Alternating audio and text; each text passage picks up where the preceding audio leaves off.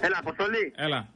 Λοιπόν, σε παίρνουμε από την κατάληψη του Πάμε στο χρηματιστήριο. Όπα, φίλε, τι να παίξω. Τι να παίξω, το Πάμε που λες τι είναι, μετοχή. Όχι, δεν έχουμε μετοχές, Αποστολή. Αυτά ξέρεις τώρα, γιατί τώρα λες εδώ πέρα. Είμαστε στην κατάληψη, λέω, του Πάμε. Αυτό το Πάμε τι είναι μετοχή, να παίξω.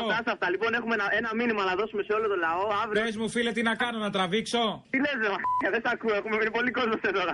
Είσαι κομμουνιστής. Και τι κάνετε εκεί απ' έξω, ήρθαν οι χρηματιστές έξω από το σπίτι σας να το κλείσουν, εσείς τι δουλειά έχετε εκεί. Ο Αποστόλης δεν είσαι. Δουλειές δεν έχετε, εγώ είμαι, ναι. Λοιπόν, είμαστε στο χρηματιστήριο, έχουμε κάνει κατάληψη, το ξέρεις πολύ καλά. Ναι, συγχαρητήρια. Θα μας αφήσει να δώσουμε ένα μήνυμα στο λαό για αύριο. Ένα σύνθημα, ας πούμε. Πες το και το σύνθημα. 1, 2, 3.